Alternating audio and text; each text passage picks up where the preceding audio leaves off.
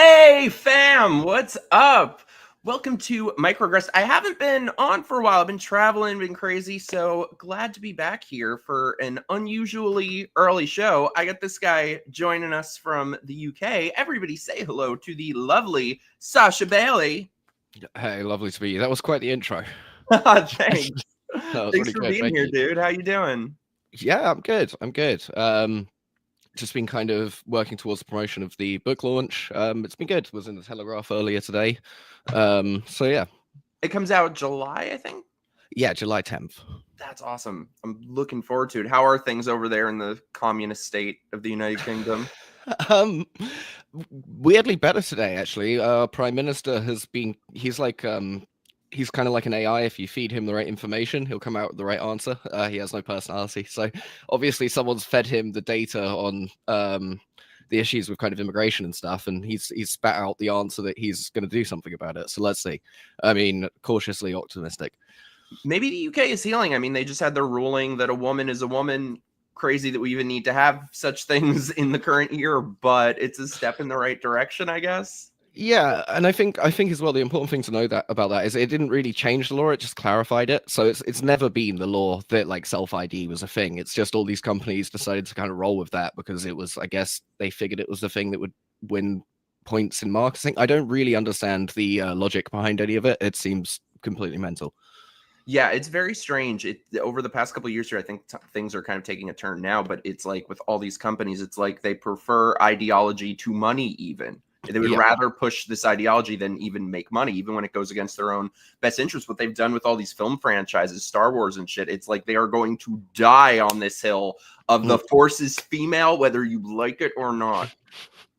It does, yeah, it does. I mean, I don't watch much on the Star Wars stuff, but it is You're definitely, not missing it's anything. odd. I do think sometimes though, for instance, the Jaguar thing, I think some marketers have worked out a way to harness it in a way that actually converts to sales, because the Jaguar car, now we've seen it in real life, is actually really cool.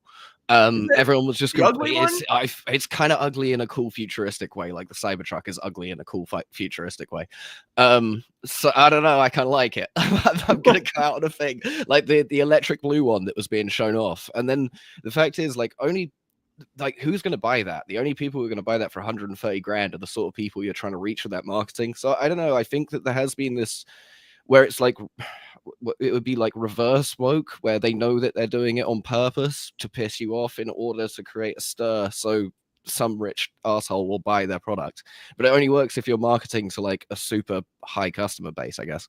Yeah, it's interesting. It kind of is a luxury status symbol, just in the way that a lot of these beliefs are sort of luxury beliefs of people who are bored and have so much money they don't know what to do with it.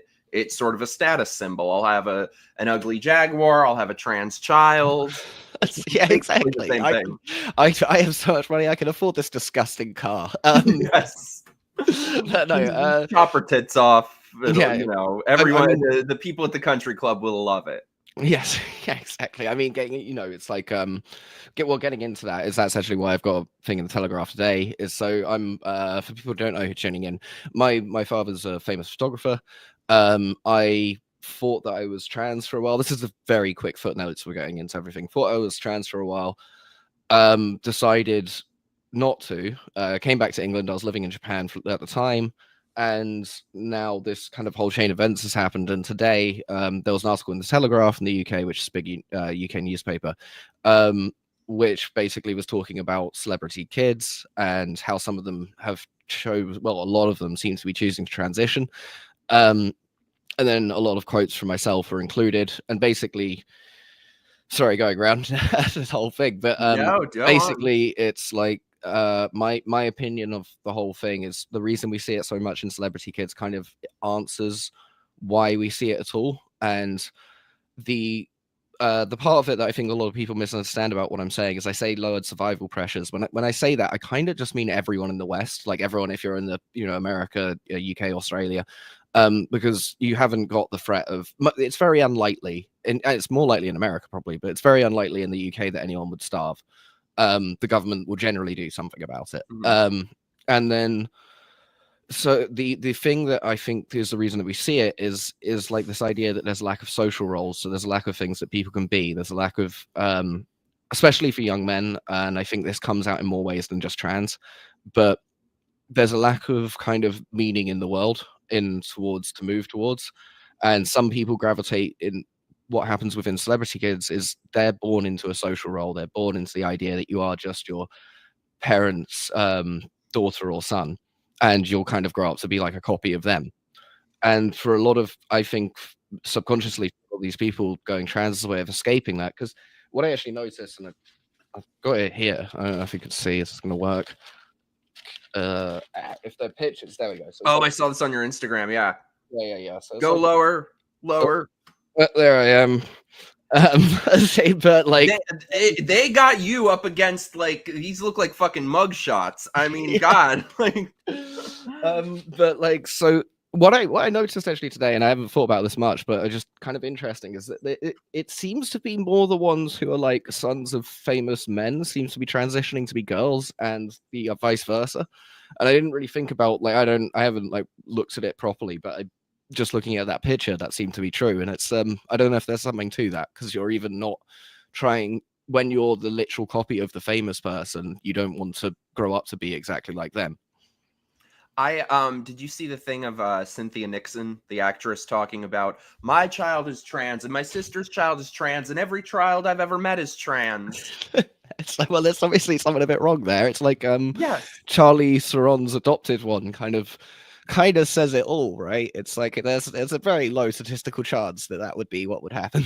Oh yeah, well, I've seen these articles where they have the entire family is trans. I was telling my friend about that I do these speaking events with, and he thought I was making it up. He didn't believe me. Oh no, the entire family. The mother is the father is the mother, the daughter is the son's the daughter.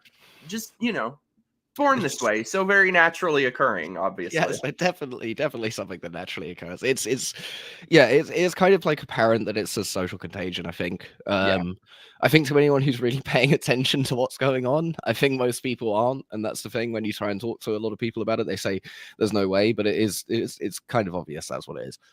So I want to get into all that more in depth, but first let me say hello to all of our beautiful chat friends. B, Robert, Courtney, everybody, thanks for being here. Ramiro, I'm sorry you're sick. I hope you feel better. If you guys feel so inclined, send in your super chats, ask us your burning questions. So I had been following you for a while, and I didn't know until recently, maybe a week or two ago, that I didn't even know about your dad was a very sort of iconic photographer. There's a movie about him, I found out, which I need to watch. I'm in it. I throw shoes at one of the actresses. You threw shoes at her? Okay, I got one. So where would you say this story begins? Did you feel trans as a child? Were there things that brought that about? So, I'm going to speak all about this quite neutrally because I've spoken about it so many times. But basically, I was sexually abused as a child. Loose living, sorry, bad word. But no, say yeah. Speak freely. I'm so sorry. It's pretty soon after. That's okay. And pretty soon after that, I had feelings of wanting to not really. It wasn't wanting to be the other gender. It was not wanting to have male anatomy, if that makes sense. And then there was a time when I was very young, and I remember it very distinctively, around like 7 or 8, or just after what happened. And then it wasn't something that really cropped up again until my late teens, at like 16, 17. And that was a time where I kind of was not feeling very in control of my life. And I literally just found out what trans was. And I was like, okay. By the way, I don't know how old you were. So was there all this stuff in the schools and shit that there is now? No, so I'm 30 now. So I actually am incredibly lucky, because I think if I had grown up 5 years late, like if I was 5 years younger, I think I would have ended up transitioning when I was younger. Yeah. I think because all the things were kind of, if there was this like idea that is the problem and that was what I could have moved towards, I definitely probably would have wanted to move towards that. And then, so when I was like 18, 19, it popped up again, being exposed to kind of information about what trans was. And then it was a similar feeling to it was when I was older, in which I'll get into reasons why, but it was a similar feeling of not being in control, reading online that, if you're going to do this, you have to do it soon because the hormones. And all of those sort of things. I thought about it, but I didn't really tell By many the way, people. correct me if I'm wrong, that is for entirely aesthetic reasons, according to them. So people should Yeah. destroy their lives as kids for aesthetics. When Yes. we're supposed, I thought we were supposed to tell kids looks aren't what matters, it's what's inside and all that crap. Well, I think their argument would be it's not just aesthetics, it's because the aesthetics create the way you're treated in society. And if you look more like a woman, you'll be treated better, which is just as silly. But it is, when it boils down, it's an aesthetics argument, which, like you say, is the most ridiculous thing, because they basically somehow are intertwined with the same movement that says you should be proud of being morbidly obese. It doesn't make any sense. That's why they really have no universally applied principles. It's just sort of situational to whatever suits their agenda at that moment.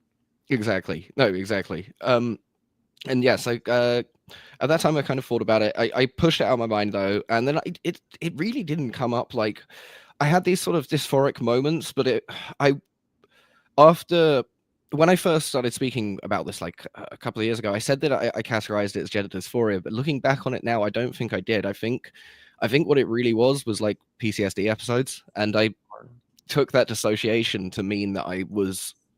Then I kind of attached it to something which I don't think it was actually attached to.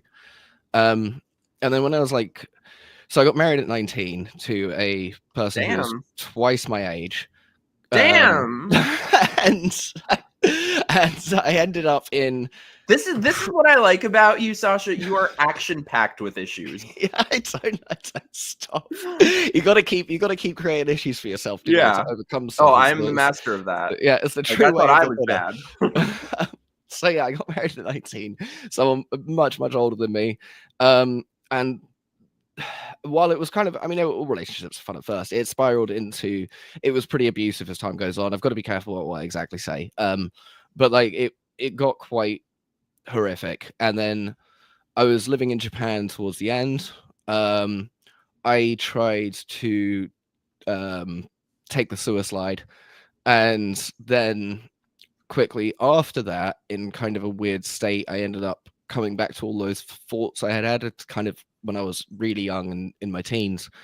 And then I thought, okay, well, it's hard to say like this is exactly my thought process, because it was a really wacky time, and that's putting it lightly. But like the thought process is kind of like, okay, well, I can't survive in this situation as me. I will be someone else. And then I kind of became someone else for a while. And then that led to the idea of wanting to transition. When you say you were dysphoric, what exactly, can you, for people who aren't as familiar, describe like what that is specifically? Yeah, so the idea of gender dysphoria is like a deep kind of hatred of yourself and your characteristics and your sex characteristics specifically. But that definition, and it causes like great recurring pain, but that definition is kind of loose. So a lot of people who are feeling unhappy with themselves, it could be through body dysmorphia, it could be through, mild form of dissociative identity disorder, it could be through PTSD, it could be a load of things. Anyone who feels that might then, with the information that's out there, glob on to the idea that it's gender dysphoria, because when it's like you're looking for a solution, and the solution to your depression is, oh, I really don't like being me today. You when you're depressed, you just lie in bed all day. You don't want to do anything. So in those moments, you really don't want to be you. So if that's recurring and going all the time, then you might, with the right prompts, end up going, okay, it's gender dysphoria, because there is no like, other than what psychotherapists can tell you, there's no really hard way of measuring gender dysphoria. We don't know what people mean when they say that. So even when I said it before, well, and we never hear about specifics of what specifically that entails for someone. Exactly. So for me, it was like feeling depressed, feeling not wanting to be myself, feeling a bit kind of backseating in my own mind, which is dissociation, and then wanting to, at some points, not always, at some points when it came up, wanting to be the other gender, but not really, not wanting to be me. It's the reason I can't give you a hard definition is because there isn't one. Yeah. It's like the human, it's within your own mind. It's really hard to define exactly where these thoughts go. So when in those kind of critical moments when things were really bad, it attached itself to that. And I think that's more what it was. I think I've just had like severe depression and severe PTSD throughout my life in intervals. How could you not? I mean, were you getting help for it, or were there people diagnosing you with things? So while I was in Japan, what else did you do? There's gonna be something. What did in you the do? second year after I was there, I was diagnosed with anxiety, I think, and then they gave me 50 milligrams of Valium and a hell load of Ambient to sleep every night. So I was on that for about 2 years, which all of that's gone now. Because the thing about the Japanese healthcare system is very good, but it's very much like, as long as you can do your job, we will give you as many pharmaceuticals as you need. Like everywhere then, because that's definitely how it is here. Here you don't, without the do your job part. Oh, right, they're cheap in Japan though. I guess that'd be the difference. Did you move to Japan for your relationship, or were you already there? So I was actually traveling back and forth between Japan since before I met her, but I lived in Japan for 3 years over COVID, and we moved there because because she was a drug addict. And I was trying to get her. I was trying to put it lightly, but there's no way of putting that lightly. No, you're trying to check every box of like. Yeah. No, so I was trying to. It was because it wasn't really because COVID was happening. It just kind of happened at the same time. But Japan, there is absolutely no access to anything like that. So I figured that would be the best place to go. And on that front, it did actually work. And it was kind of like a last attempt to save our relationship, because I was at my boiling point with it all, because it was getting way too much. And then, I'm no angel either, but like it wasn't. I believe you. Yeah. But it wasn't on. It was very, very. It was a serious problem. And then, what drove you into this relationship? Because it doesn't sound like an ideal relationship. I mean, been there, done that. Believe me. But do you think all these other issues kind of made you seek refuge in someone? I think so. Where it was kind of a mess. Yeah, I think that happens. I mean, there's like a trauma bonding thing, isn't there? And then also like it was just wrong person, right time, as they say. And then I was over an emotional late teenager, and I probably fell in love a bit harder than one should. Yeah, I've been there. I think most people get into a bad relationship when they're 19, right? That's like the rule. Just 19? I'm like, like, how about like yesterday? Yeah, it's I'm really happy now though. But I'm glad to have been through all of the stuff that happened. It's so mental that now it's just everything's kind of par for the course. Yeah. So wait. So I'm like, where were we? So you're in Japan. So I'm in Japan. I'm addicted to Valium. Doing Ambient every night. By the way, Ambient is amazing. You Americans have something right on that. Would never do it again. Oh, it's the best. You kind of everything spins out, and then you're asleep hard for like 8 hours. I'm the worst insomniac in the world. I sleep maybe like 2 hours a night. So I took like half of one once, and I slept like 24 hours. Straight. Yeah, I'm never taking it on the ground. it's if your addiction is sleep, it's no, but stay obviously don't. But Ambient, top notch. You guys got something right. Though, correct me if I'm wrong, but I personally feel like anxiety is another one of these things that has no meaning. Like Dysphoria. I feel like everything is now anxiety. I don't think it had any meaning. I don't take that diagnosis to really mean anything. I think in Japan it was just because the doctor I asked for Valium and he needed an excuse to prescribe me Valium. So it was like, you must have anxiety, without actually looking into any of the actual issues. Just decided that's the problem. Yeah. I think that's sort of one of these terms that's being thrown around a lot now to just kind of drug people up. Yeah. And yeah, I wouldn't recommend it. I was again, it was something I was doing to cope with the situation I was in. It was getting progressively worse. And then it just all, at some point, I couldn't deal with it anymore. And that's, when I tried to exit game. And then I came really close. And then after that, everything just kind of span out and the trans thing came back up. I went to a doctor in Japan in Nagoya, which is just outside of Tokyo, a few hours on the bullet train. And then I went and got prescribed. Well, I got diagnosed with being trans in about 10 minutes. And I got prescribed. So No, Anything well, in there and was a out? form. There was a form. I A had to. form? Yeah, I had to tell them. That's very What? trustworthy. Like, here, But- take, you can take my balls. Signed, Sasha. Yeah. No, it was like, what color was your bag in school? I think so. One of the questions I remember vividly is what color was your bag in school? So Another again, one, based on stereotypes, and how yes, many of us, I love the color pink. Like, how yes, many of us is that not exactly. true for? And then I also the love other my ball. one, I love the color pink, and I love my balls as well. yeah, exactly. They're Two lovely. things can be true. But no, so the other question I remember, I think, was when you saw the. So you don't have school uniforms in America, but they do in Japan and England. So it might be a bit confusing. But they were like, when you saw what uniforms the girls got to wear in school, were you jealous? Like that was another one that was on there. Girls get way cooler clothes than guys do. Of course. Who wouldn't be It was jealous? like Maybe I'm trans. yeah, that was according to the Japanese form. And then I went in, and I ended up speaking to a psychiatrist through a translation box, like the really old school ones where they pressed a button and then they talk back and forth. And he said, yes, definitely trans after like 5-10 minutes. And I got prescribed the pads, which were $300 a pack, so for a month's supply, which is not small. What is it, 30,000 yen, so about $300. Jesus. And then I've still got those. And then I never put any of them on. And then I got a hormone test. But the weird thing, right, is he gave me a hormone test, and he was going to test my hormone levels in a month, but he gave me the pads before. So, like, yeah, it really makes a lot of sense.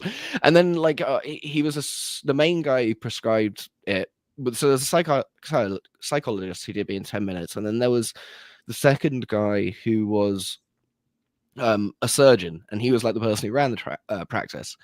And he was very interested in whether I was going to get future surgery, obviously, because that's where he makes the money, whether I was going to go all the way, like very quick at the beginning. Like, are you going to go with bottom surgery? Are you going to need it was very quick. And then on the way back from Nagoya to Tokyo, there was something going on with their home life again. And then I started looking up like signs that you're in an abusive relationship. And I already had a go bag packed because my passport kept getting hidden. I kept getting kicked out of the house, and my bank cards would be taken, and like I would then be told to go somewhere else in Tokyo with no money and no cash and no passport. And it's embarrassing that I don't speak as much Japanese as I should. I can understand Japanese pretty much fluently, but I can't really speak it, and I think it's probably because I'm dyslexic. But so I was being kicked out in a place where I barely spoke the language. Can't really buy anything because you've taken my card, and you've kicked me out without a passport, so I have no real options in who I am. Did she just see herself as like your mother or something? Because it's strange that she's older than you and then is acting abusive as well. It's kind of Joan Crawford. Yeah, I think, yeah, in a weird way, probably, yeah. And I think there was. It's like, I mean, it's obviously weird on both sides. Like, I can't say I'm not weird for getting into a relationship like that, but I do think there was. I just think there was a problem in general. Like, I just think it was, the simplest thing to say is it was abuse. And I didn't like getting getting kicked out like that is bad. Sorry, when I talk about it, I actually get a bit funny. No. But the yeah, it.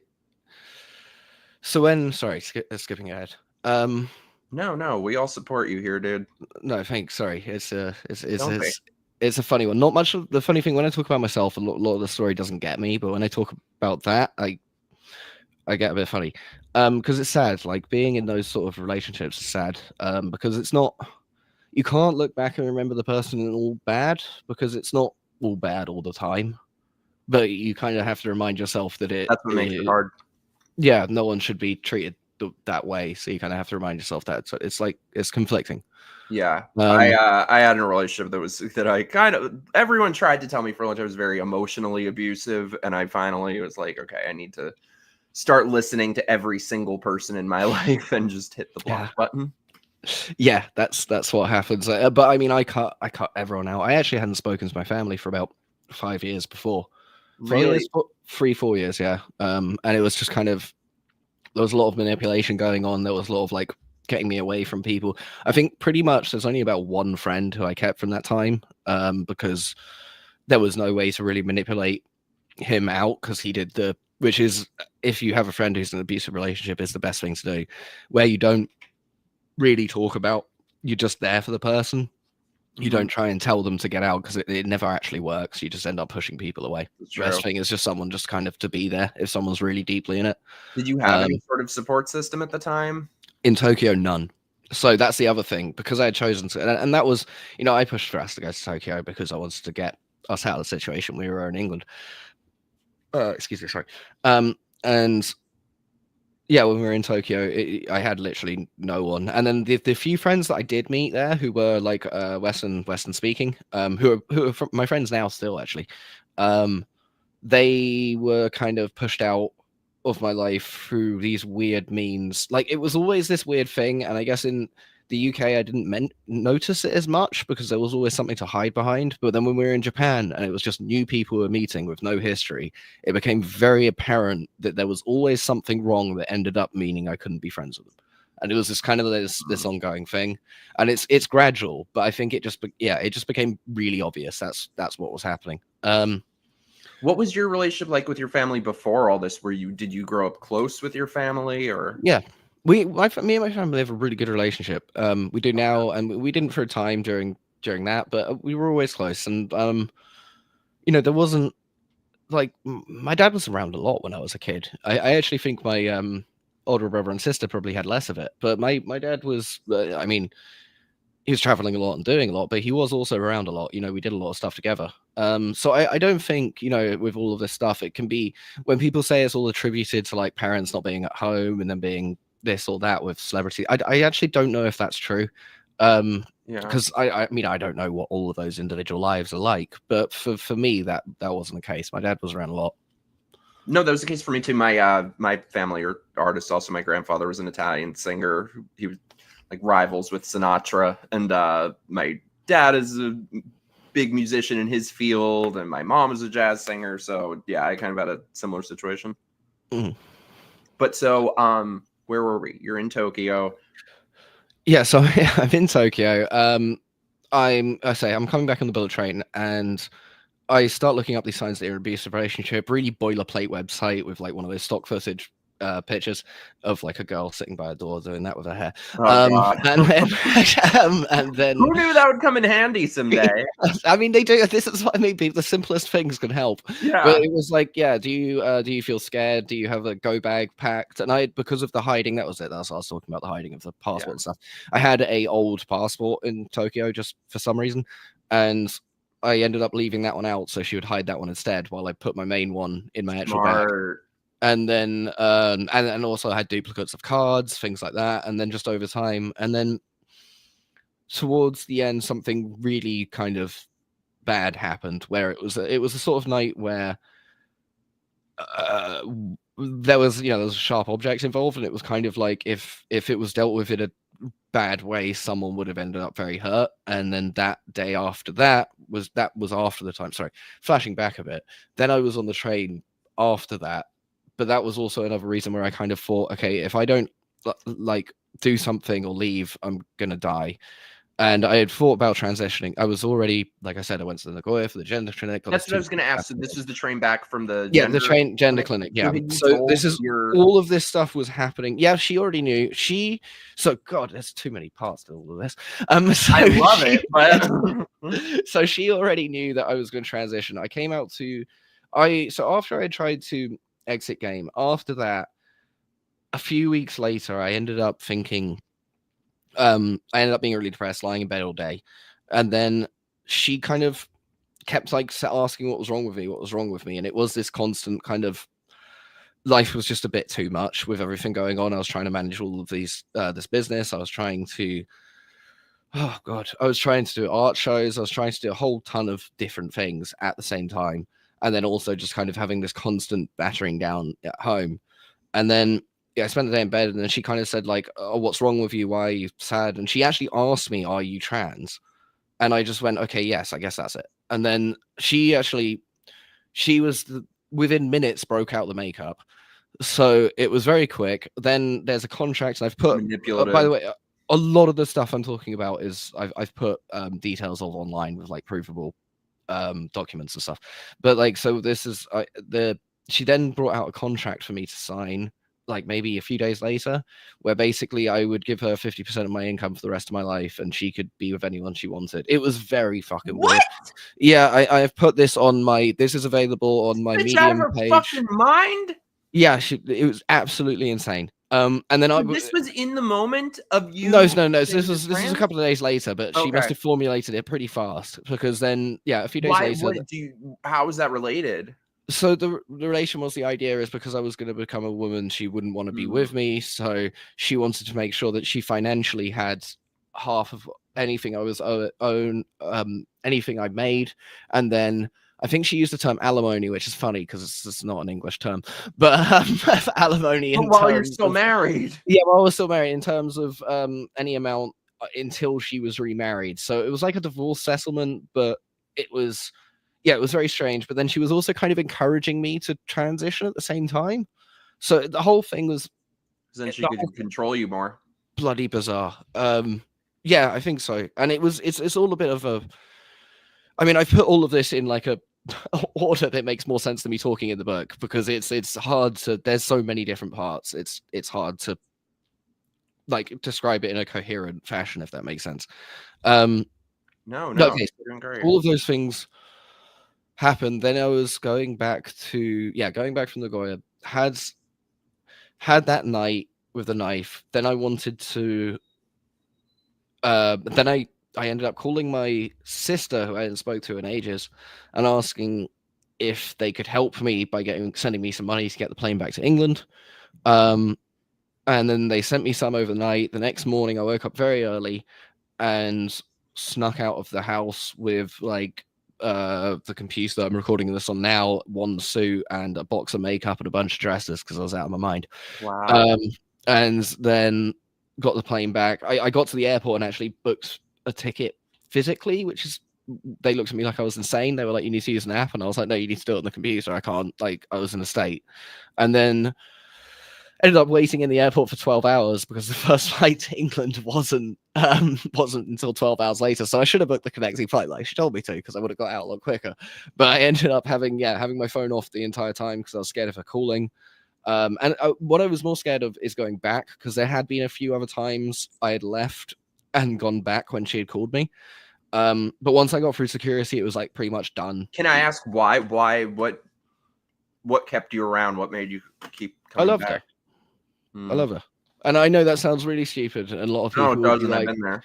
yeah, a lot of people go, "Oh, why don't you just leave?" But no, I felt a sense of duty to her as well, because I like, because of the person you chose to be with, like, and then, but then at some point you do have to decide enough is enough. And also we were married, so it was like an extra sense of that sort of stuff. And I put up with this for 10 years. I only really, the trans thing happened right at the end of the last 3 months, and before that I had tried to, came very close to exiting myself. And it genuinely was I'm not, someone's gonna die here situation, and it didn't make sense. And The I whole think it thing, really goes to show too that anybody can get into relationships like this, because I think a lot of people probably look at you and think he's got life by the balls. There's probably no shortage of women that would want to get with him. Like for me, for example, like my relationship that was kind of emotionally abusive, like he had made very clear to me often that he was begrudgingly with me, that he like, and so for me, I felt like, well, nobody else is going to want me. I might as well, accept shit, Yeah.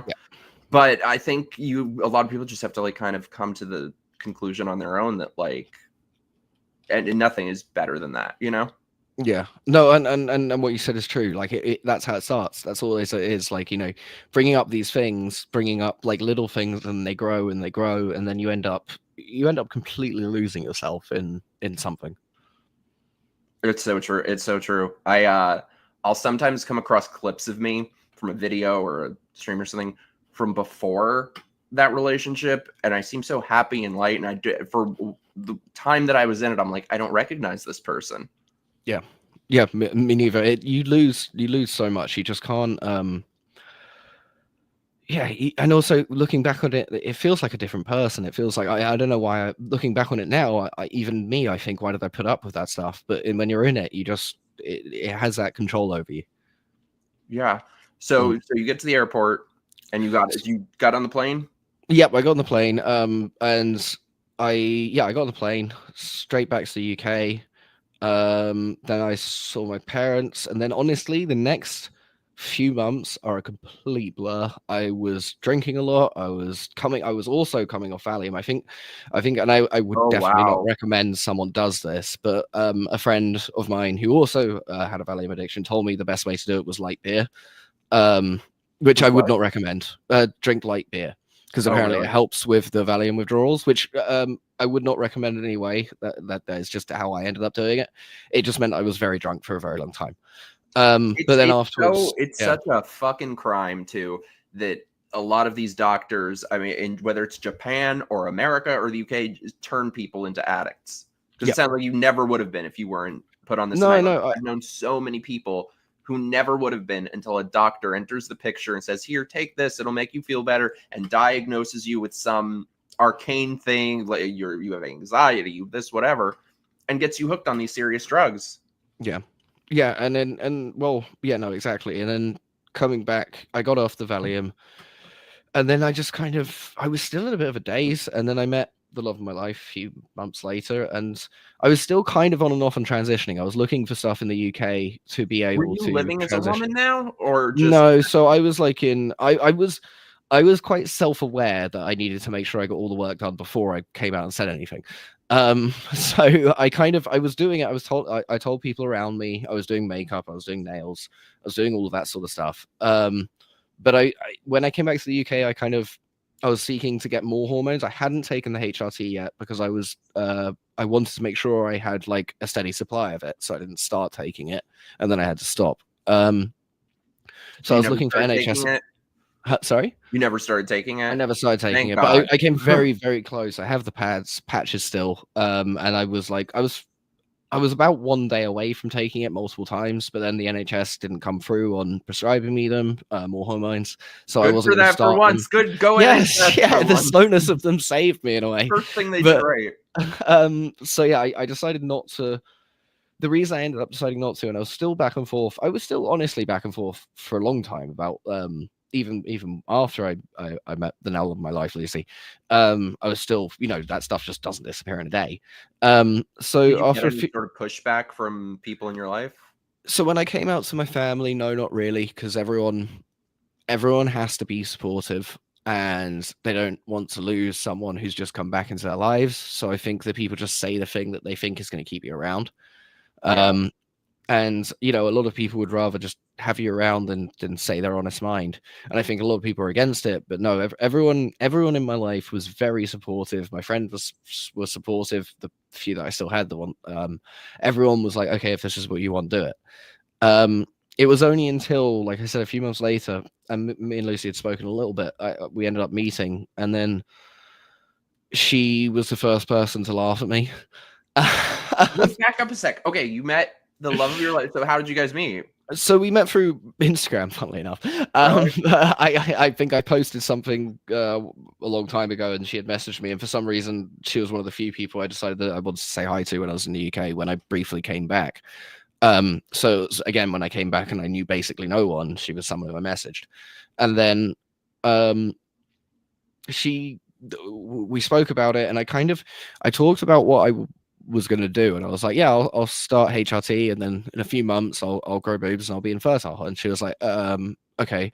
So she repeated that back to me, and I kind of just started, I'm simplifying, and then I kind of just started laughing, and I kind of just started realizing what I was doing was kind of ridiculous. Wow. And yeah, it just she laughed at you? She laughed at me. She laughed at me as well at the same time. But I kind of started laughing first, and then it was like, it was just kind of this. It took that kind of directness of it to wake me up from it, And I think, but also the mirroring back, and it's also right person, right time. Like it's so, there's so many different aspects to it to simplify it into one thing. But I do think it took someone talking to me straight and also making me see how silly it is, because our culture very much, I mean, in England and I think in the US too, treats it very seriously and treats it very like celebrates it, when, you know, almost 10 or 20 years ago, we used to kind of find it a bit funny. And I think maybe that would help a lot of people if we found it a bit funny again. I totally agree. I could not agree more. No, Yeah. and that's why it's marketed to kids so much. I mean, there are many reasons, but you know, what do children want? Attention, validation, and we show them, we hold this trans shit on a pedestal and show kids this is the pathway to acceptance from adults: attention, validation, gifts. And then kids see what? Bright, shiny objects and men in dresses and colorful things and say, "Ooh, I want that." Yep. Yeah, exactly. And I think it's just aspirational, like especially for kids. It shouldn't be. It shouldn't be. It really shouldn't be. But the thing is, it is being created like that. And if anything for a child, because they don't understand the world, they don't understand what any of this means. So if you just present them with this idea that people can switch gender, they'll just accept that as, okay, that's a thing people can do. And then they might aspire to go towards that. It's like these options. There were no trans kids before the option to transition existed. And that is really telling. Yeah. Why is there no history book of all the suicides that happened because of all the trans kids that weren't able to, for all of human history? Yeah. It's like the only recorded people in the past who have had any sort of mental condition resembling it are adults. There's no history of the children thing at all. So when I came back to the UK, and then a year after all of that, and it was a really great year.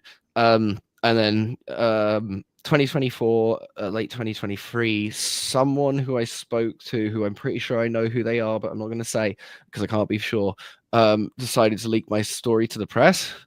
And then I ended up in the Daily Mail, which is like a little gossip piece that you can see. What was the story at the time, that you were becoming trans? No, so the story was originally, the first story was just that I had left my wife and I was back in the UK, and then there was like a kind of hint of something extra. And honestly, I ended up, because I had spoken to a lot of people about, well, not a lot, but a few people I probably shouldn't have, about what I had gone through. And I was kind of just thinking, oh crap, this story's going to come out and it's going to be told on someone else's terms. So I ended up telling the journalist, which he may or may not have known the trans thing. I'm pretty sure he already did. And then from there, another article came out, and then they asked me to do a feature. And by this point, I'd already got a bunch of messages from parents and other people who had thought about it, saying that hearing about it kind of helped. So I went ahead with a feature, and then everything just kind of snowballed from there. And I was on, a lot of the interviews when I had blonde hair, I was still definitely going through something, not being like wanting to be trans anymore, but I was definitely still kind of rabbit in headlights, not quite all with it. And the Andrew Gold one, which he played in the beginning, was definitely towards when I was feeling better, but I was still very much very dissociated during that whole time. But I think I kind of knocked it out of the park, so good on that. I'm looking back on it, but yeah, I wasn't initially ready, but then I think the whole thing of like, people messaging me and saying it's helping, and it, honestly, speaking about it in these sort of formats did actually help a lot with me, and then being able to play myself back and seeing what I was actually saying. So yeah, it just kind of it snowballed from there, and now I ended up thinking, okay, well, I've got to do something useful with this, so I wrote a book. I can't wait to read it. It's gonna have to be like 500 pages. It's gonna. I had a rule that it has to be shorter than Brave New World, so it's 200 pages. So when you started doing that, was there kind of a moment where, like, I know you realized you sort of had that realization when you were talking with her. Was that sort of like a hard line for you, that it was sort of in the past, or was there something? Was from that point onwards, it became silly. So I still thought about it. It was still in my head, because it doesn't just go away overnight. But it became too silly to do, and it became progressively sillier and sillier. And then as time went on throughout 2023, it kind of left me as an idea of anything hard that I needed to do. And then I still had what I would describe then as gender dysphoria quite a lot, but I really think it was just dissociation. And then it slowly over time I don't like, now looking back on it, when I really think about it, I can put myself in that position. I kind of know what I was feeling, but I don't have that feeling anymore. And that's gone almost completely, especially in the last 6 months. And there was kind of something that got like, it's a slow process coming back to oneself after like trauma. And then about 6 months ago, at the beginning of this year, I just, something just clicked, and kind of overnight I was like, okay, I'm back in the room. And I felt, yeah, it's just, I've kind of been coming back to myself since then. Oh, and you guys got married, I think? No, I'm still technically married to my ex-wife. Plot twist. You know, oh my god! What did Japan like hold a gun to your head? You gotta stay married to this crazy bitch. So we never worked it out. Basically, we're trying to work it out. I was trying to get my stuff back. Never got most of my stuff back. She still has 3 dogs, our 3 dogs, which is whatever. And then there's a county court judgment in our name in the UK that needed to get sorted out. That had nothing to do with me. It was to do with our dogs. And most of my property still hasn't been returned. And I was locked out of what was our shared flat in London.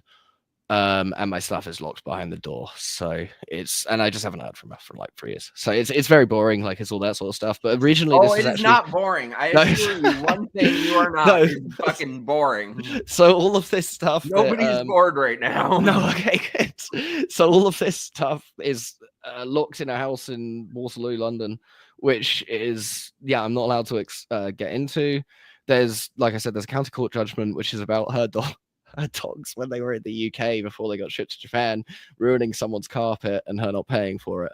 And my name's on that too. And it's in England, it basically just means that you have terrible credit. You can't get all sorts. You basically can't. There's a ton of stuff you can't get. And I said, hey, I'm not going to let this divorce go through until you sort these things out. And now I just haven't heard from her in like 2 years. And we're still technically married. We're not married in Japan, but that what? So so it's not how it works. When you move to a new country, you have to register yourself with the country to let them know you're married, right? So that's how you get the visa. That's how you do things like that. She seems to be under the impression that because she deregistered me in Japan, even though we're married in England, we're now divorced, which is not how it works at all. So I've just not heard from her since then.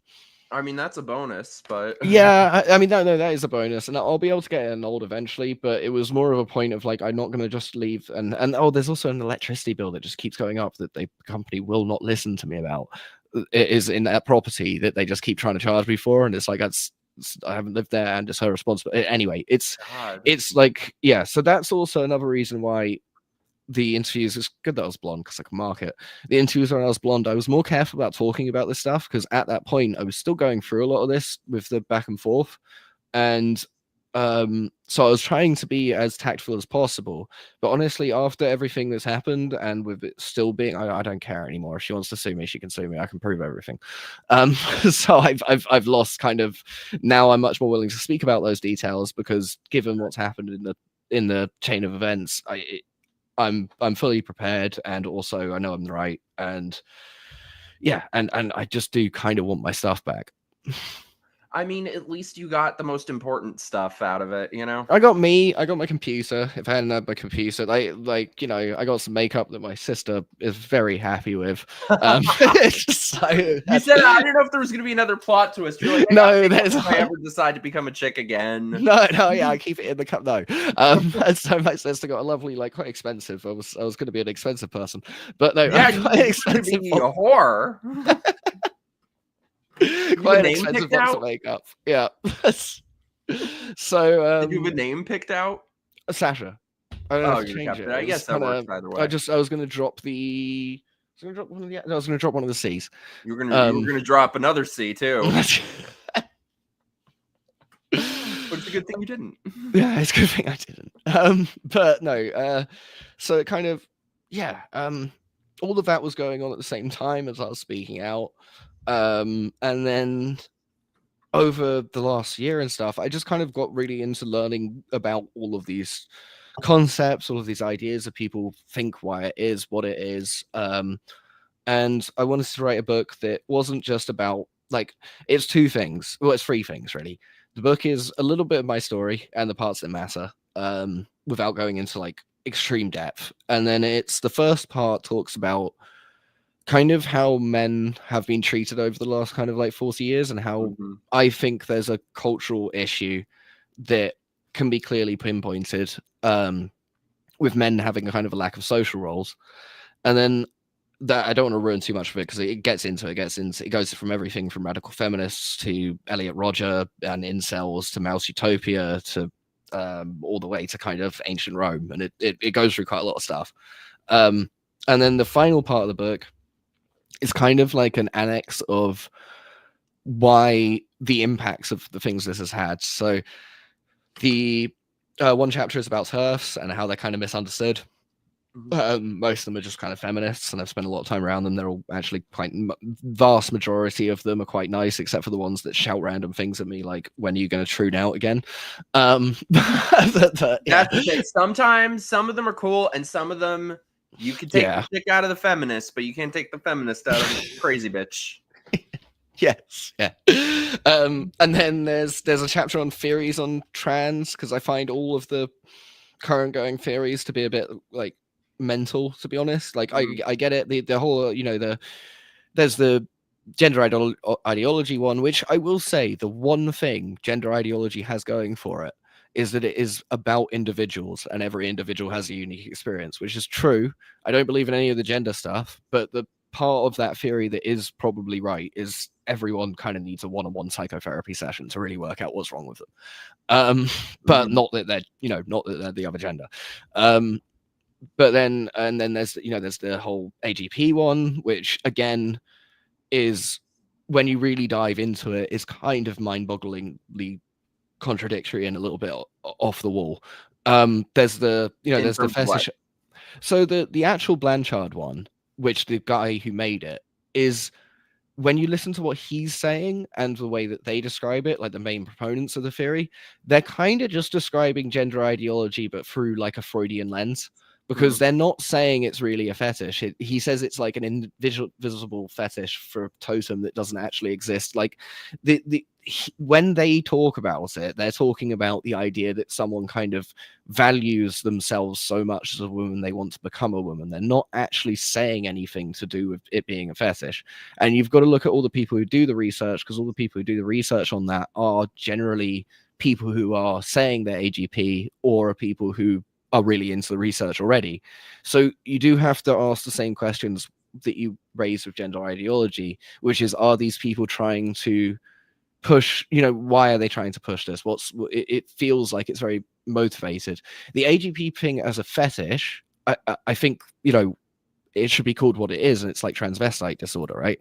And I think that is something that definitely exists, and I think that that's more interesting to look at, but I still don't think it explains most of what's going on, because I agree. I think there are some select cases where it very much seems like a fetish, but I agree. I don't think that's the majority of it.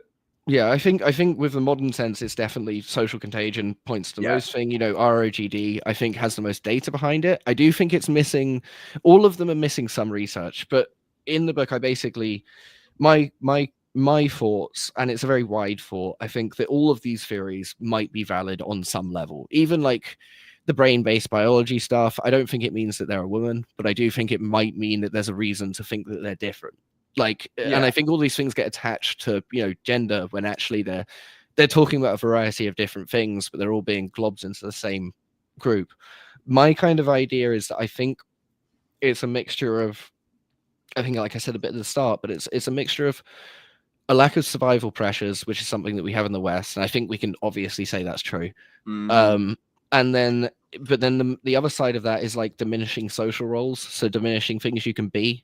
And humans will normally change their environment to suit them, but if they can't, then what's to say they wouldn't change themselves to suit their environment? That's a good point.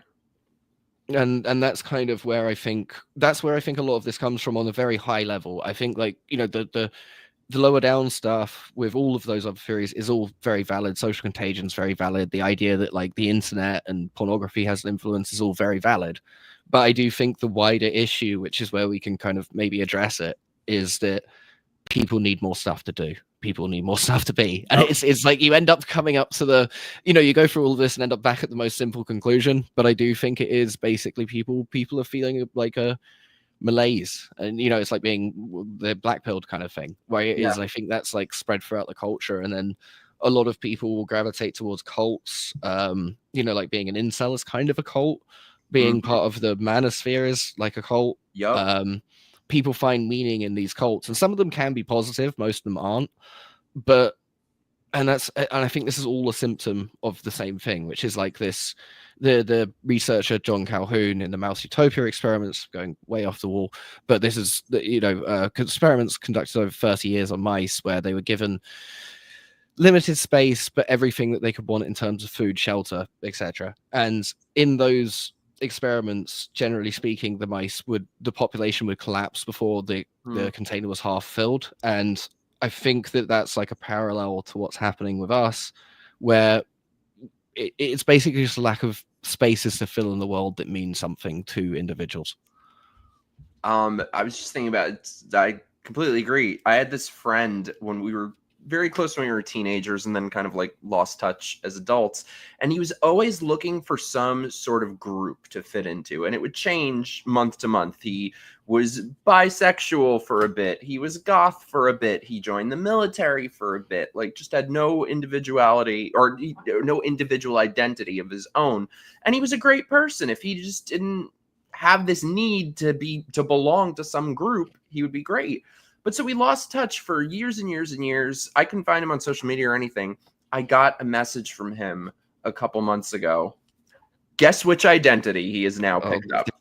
Is he trans? Of course. And so he wrote me this message. I can't believe I'm so disappointed. You were my hero. I looked up to you. And to now find out that you hate me for being trans. I'm like, first of all, I was going to say I don't hate anyone. I'm sure there are a couple people I can't stand. But I don't hate anyone for being trans. However, I was like, so I told him, I suspect that you came to me because I'll tell you the truth, and probably nobody else will. You're not fucking trans. I promise you are not trans. And I'm like, look, if you do some real soul searching and determine that you truly are, that you would truly feel so much happier living as a woman, I'll take you fucking dress shopping myself. However, I would put some real thought into it before you do anything permanent, because I promise you are not trans. Like, he always needed some group, and now this is the highest status symbol. This is the current group to fit into, to gain all the affirmation you want, all the attention you want. And I think they really prey on people like this who don't have a strong sense of self. Well, yeah, and if you don't feel that you're gaining enough status as like a man, then that's something that I think a lot of men would be drawn towards. Because the sad fact is, if I had transitioned, the difference in timeline would be, and this is just speaking objectively, would be all of these newspaper articles where I was celebrated. I was being talked about as transgender, Dave Bailey's transgender kid. I would have been it's still invited to all of the parties. Not that I really want to go to them anyway, but I would have been pulled back into that world. I probably would have got fashion jobs. I probably would have it shouldn't be like that. It shouldn't be that way around. That's a real problem. And I think the other thing, though, I think a lot of the people who do it, who are not in that sort of world, expect that that's also going to happen for them.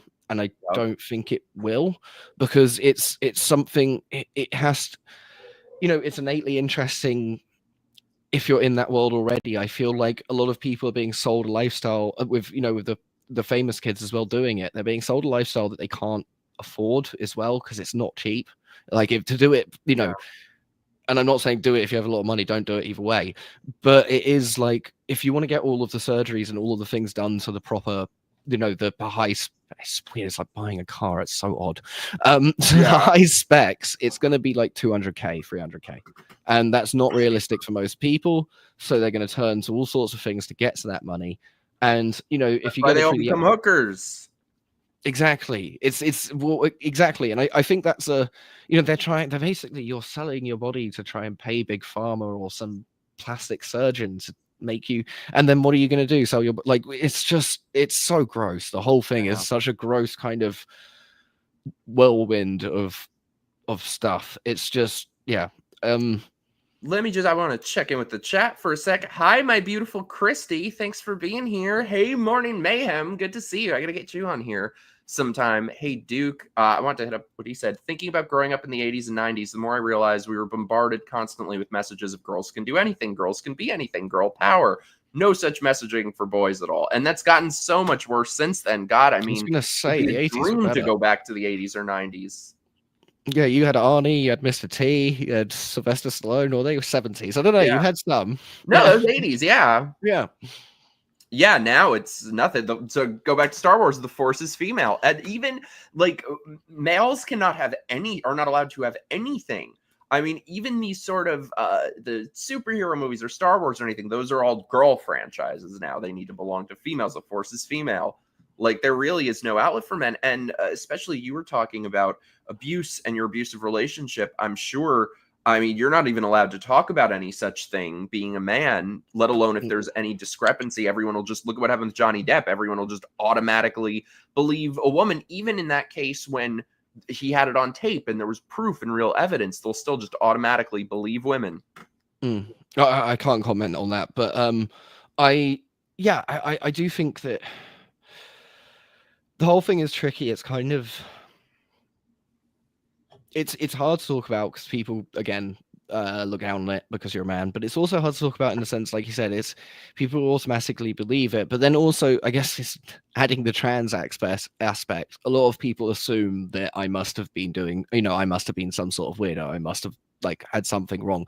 And yes, I am a bit weird, but not in that sense. Like I hear a lot of I hear a lot of the the trans widow stories, and I'm kind of horrified because a lot of the things they talk about are similar to, patterns of abuse are pretty common across gender, and a lot of it is really similar to the sort of stuff that I went through. So I feel for all of that as well. But yeah, speaking about this sort of stuff as a man it's hard to be heard because you talk about one thing and people will glob onto another. Like you think you're talking very honestly about something, and then someone will pick up on something else you said, and it's like, okay, well, I guess we're talking about this now, which had nothing to do with what I was saying. Yeah, like it's really hard to get across to people the idea that men have had this kind of diminishing aspirations thrust upon them. Because I was trying to create a list the other day of like what things men can be in society that they're actually celebrated for, and it's like the richest man in the world, kinda, still get hated, but kinda, a stockbroker, an American football player, and that's pretty much as far as I got. Like, it's not a very it's not a very big cross section of things, like especially young straight men growing up. So I think that I do think that needs to be addressed. Like, and also we do see a huge amount of people going trans in STEM and in like computing, and we do have to ask ourselves, because those are the industries that have kind of come under attack the most from this kind of ideology of we need to make everything feminine. So we do it, and also they are, they attract a set of more sensitive men. So but I mean in like the kind of young boys who may not be interested in sport but are interested in science stuff. So they attract that sense of people, and I don't nerds.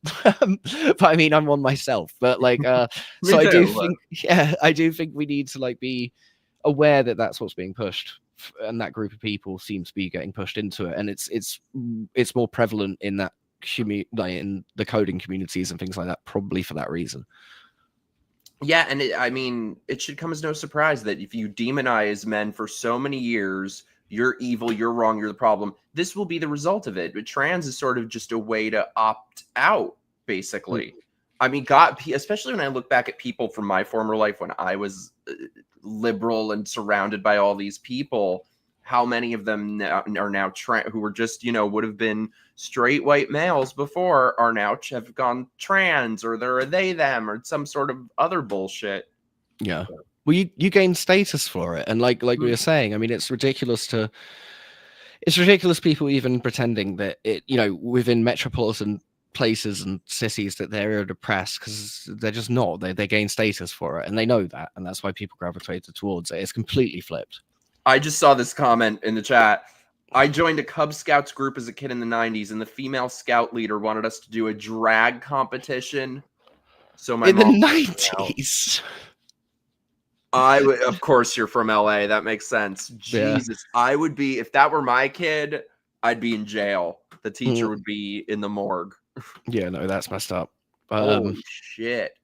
Yeah, no, but this is very common. Of all my friends who have kids, every single one of them has had to deal with this with their kid in school, that there are multiple kids who are now trans. I've one of my best friends, his daughter was told by a teacher, maybe you're really a boy, changed her name behind their back, kept it as a secret. So it is really sick what's happening.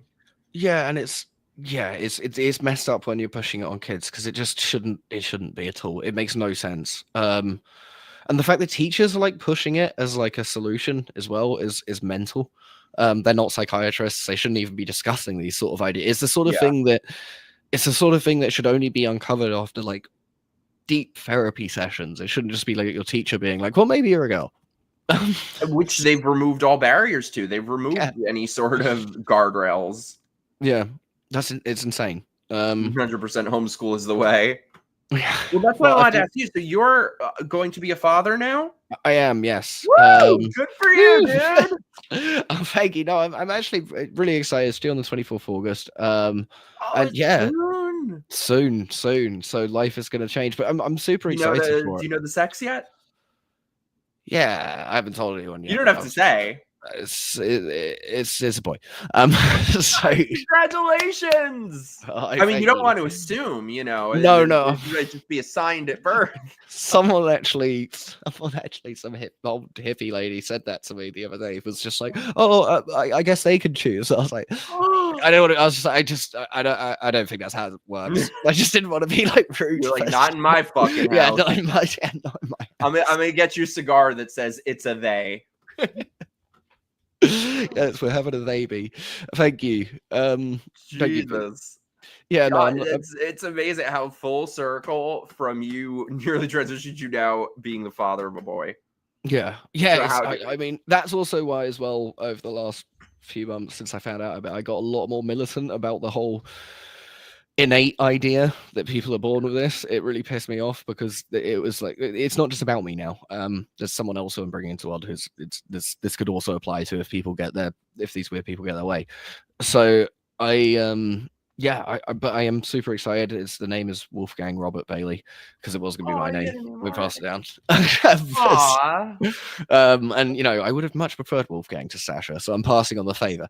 That's amazing. So do you guys know, are you ever gonna like put him in public school? Like, how are you gonna protect him from? I think primary school, yes, because I'm not teaching someone their ABCs and their basic maths. Yeah. But I think after that point, and I've seen this. There are ABC LGBTs. Yeah, when they get old enough to start trying to push that shit.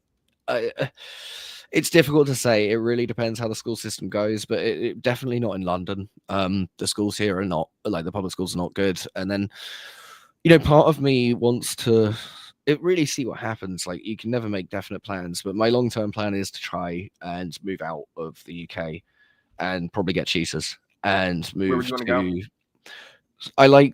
I'm not Japan, obviously, but somewhere in East Asia. And the simple reason for it is property prices here are so expensive. Life here is so expensive. If you want to get on the ladder in the UK, if you want to get on the ladder and you actually want to start life and you want to have all of those things that our parents had in like the 80s, you got to go live in East Asia. It's like there is. That's so funny. A good friend of mine lives in the UK, and he's obsessed with going to Asia as well. It's just it's the prices. It literally is nothing else. It's just like, okay, so I need to go visit these places because I've lived in Japan and I've been to Singapore. They are like the pinnacle of it, so I need to go check out the places I'm talking about before I make a full decision. But it's mainly the property prices. Like, it's 10 times cheaper. It's developing. I work on the internet, so I don't need to be in any one place. And I think a lot more people are going to start buying up places. So, it's also a long-term property idea. But basically, I just think if we want to have the same lives that our parents had in the 80s, we can't have it in the UK for whatever reason. We're gonna try to get you to America. Well, I would do US. Come to Florida, It's come just to so Florida. difficult to. I'd love to go to Florida. I mean, honestly, US is number one on the list, but I'm focusing within realism and then working my way up from there. I mean, the US would be perfect. It's just it's a lot higher up on the economic ladder than the other places. Yeah, cost of living has really gotten insane here. Yeah, But hopefully, maybe things, maybe by the time your son is walking around and talking, things will be different, because I really do think the tide is sort of turning on this issue and other issues. I think we're starting to witness a big cultural shift. No, I think so. I think Trump. We've got Trump to thank for that, for being battering ram. Yeah, And like really kind of doing it. Like it caused waves all over the world, that and it changed things here. It changed things. I think that was a big Overton window shift, and I don't think, because of the popular vote winning as well. Yep. I think that's Doesn't like work. there's no argument anymore. It was, even when they all filed in, like Hillary, and they all went to, what was it, was it inauguration? But I don't know. It was when they were all walking into Congress, and it was like, oh, they actually turned up. It's almost like they were kind of accepting defeat properly this time. Yeah. Yeah. Whether And they that's like it or not. yeah, exactly. And I mean, that's, yeah, I think it's been positive for that kind of conversation all over the world, and hopefully things will change everywhere. I hope so, because it's been, with this trans shit, it's been really bad here. Mhm. Is it this? I wanted to ask you, it's the same, we were talking about stuff with men. Is it the same way in the UK? I would guess so, that it is here, because schools for kids are so, even when I was in elementary school, are so feminized. It's insane. Most teachers are women. They expect kids to all act to the behavioral standards of girls. Like, even when I was a kid, when I was like 5 or something, they wanted to drug me up on all this stuff because I was hyperactive and all this stuff. They wanted to put me on Ritalin and all these other things, and my dad said no. He was like, over my dead body. They really do demand that young boys act like girls, and then they'll try to drug them up for the crime of acting like young boys. Well, my first school, I was quite unlucky because I went to a boarding school, and I'm dyslexic, so that did not go well. And then run by like nuns. And then after that, I went to I went to a dyslexic school, and they were trying to get me on ADHD medication. But I ended up not going on it. On hindsight, maybe I actually should have, but no. I don't know. I'm very ADHD. I've considered it many times. I'm like, should I just? But I have a friend who, like, his life was destroyed by Adderall, so like that scared the shit out of me from ever considering it.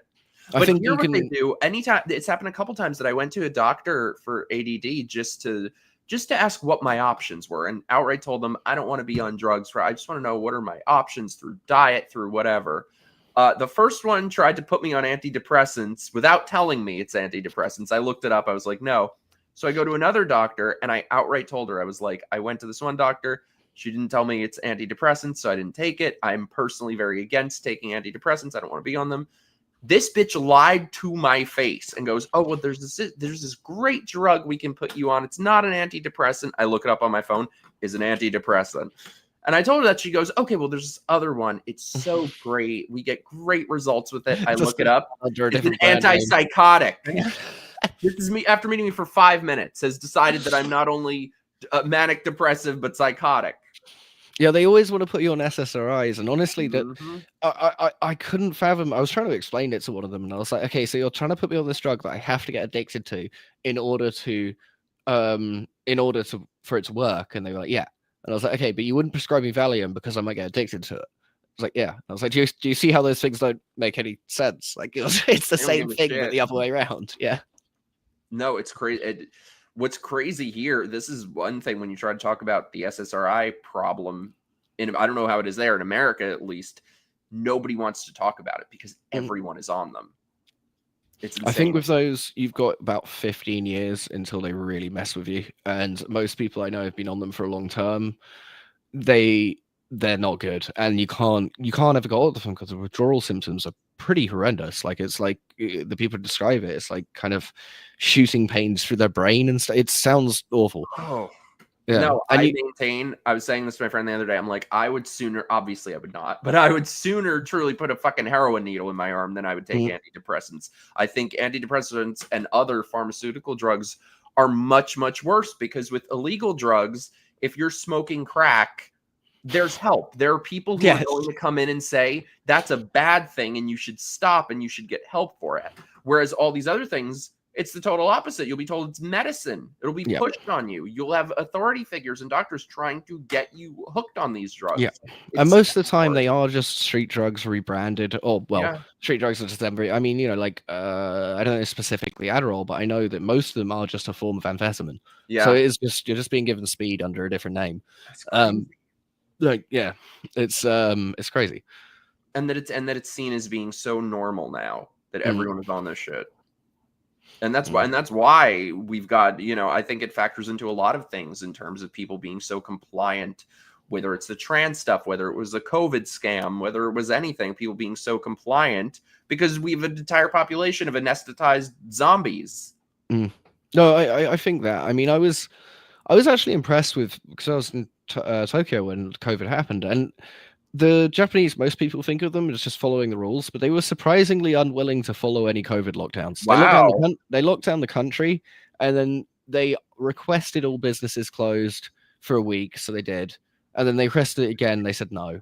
And then they started saying that everyone had to shut by 8 p.m. because apparently COVID wakes up at 8 p.m. or something like that. And, logical rules. Yeah, and you couldn't serve beer after a certain time. And one of the biggest restaurateurs in Tokyo, who owns Gonpachi, the Kill Bill restaurant, he just said no. Wait, and it's the restaurant from Kill Bill. It's not actually, but it's designed like this. It's a very confusing thing. You go in and it says, this is a rrestaurant from Kill Bill. I want to go there. Oh my God. It's really cool. But then they'll be like, not really. It just looks like the set. But what's it called? It's Gonpachi. Oh my God. Now I want to go there. Yeah, it's actually pretty cheap as well and good. But like they just decided that they were just going to stay open anyway, and then they paid the fine because they weren't going to fire their staff. And it was kind of like the government, it was weird. It kind of revealed that they can't, like, there's some rule where they're not allowed to go into a private business, like, period, in Japan, unless someone is literally being murdered. So it's I don't know if I'm getting that exactly right, but it is something like that basically means that some restaurants, when they ban smoking there, some restaurants just carried on smoking inside, and the police will walk past and it's like, oh, we can't go in because it's not a crime. Like, they have a weirdly strong, and I think as America made them install a constitution after the Second World War, but they have a really strong set of rules and they're not allowed to break. There's a lot of freedoms there that actually we don't even have in the UK or the US that they have protected. It's weird, but then they're very kind of compliant in generally following the rules. But they actually do have way more freedoms than I thought they did. Because it's unbelievable that they had a stronger backbone than America during COVID. Yeah. We were sheep. I mean, people just did nothing. Country. I mean, I lived in New York at the time, so not only you couldn't go anywhere, but then when I didn't want to take the vaccine, I was segregated, lost my job, couldn't sit at a fucking anywhere. Lunch counter, you couldn't go anywhere. And everyone was somehow just okay with it. You see, I didn't take it there, and then my doctor asked me every month, was like, so have you taken it yet? I said no. And the third time he asked me, I said no, and he went, yeah, I wouldn't touch it either. I just had to ask you. Oh shit! So it was so different. They know. Yeah, no, they did, and they have high vaccination rates on paper, but no one I knew there got vaccinated. It was like a weird, it was like a weird unspoken thing of, we all just said we did it. That is unbelievable. Yeah, I always maintained in America, if people who were against it really took a stand, went on strike, and go to work, it would be done in a weekend. But people just sat on their asses. Yeah, it was. I mean, also they did so many other things. Like if you got it, and I did actually get it once, the government would just send you 2 boxes of food, so you didn't have to leave your house. So like they did a lot of really good thing. Yeah, that makes a lot of sense. And then when you get depressed staying in your house, it's okay. You can just start taking SSRIs. Exactly. But no, it was a good. I don't know. It was a good thing with like. They dealt with it just a lot better, and they locked down the country immediately. I think at one point they locked a load of Japanese people out of the country who were on holiday, but like it was just like we're shutting down, and it made so much more sense. And at first they had more cases because they had the Diamond Princess ship come into port, not because actual Japanese people got infected, but and then slowly over time, Japan ended up being one of the best countries to be in terms of actual fatalities, and it did really well. It was just at the beginning, everyone's because it was like the ship docked there, but yeah, it was actually one of the best places to be. It was I basically didn't have a COVID, so when I come back and I hear all these stories from people of like extreme lockdowns and police being crazy, I'm kind of laugh because it's nothing changed. Damn, I should have gone to fucking Japan. Yeah, next time there's a pandemic, go like 3 weeks before it happens, and and we're going to the Kill Bill restaurant. Yes, we're going to definitely. I still can't believe that's a real place. I just rewatched him. I'm obsessed with his movie. Oh, it's pretty good. It does like a big taiko drum thing every Tuesday, and it's open till like 3 a.m. It's a good place to get hammered. Okay, I need to go there. So do you think with trans shit that we're sort of at a turning point? Do you think things are gonna get better? Or do you think they're gonna get worse before they get better? I think there has to be like this pushback, but I think now that I feel like America still follows English culture in a little bit. It's like downstream still a bit. Really? So I don't know, maybe a bit. We've definitely switched places on something. Bitch. No, we do more recently, so that's why I'm like apprehensive to say, because it used to be true that American culture was downstream of European culture, but I don't. How dare you? It's definitely true. It's not true. It's definitely true. I mean, maybe nothing without us. That's all. Well, you literally wouldn't exist without us. But this is in the past. But no, I feel like this ruling in the UK and this change will start to spread to other countries.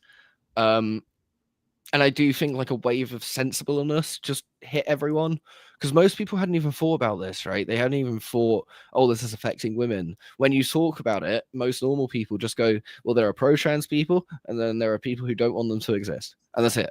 That's all they've ever thought about it. They haven't thought, So I think this court ruling made a lot of people suddenly go, oh, wait, it's more complicated than that.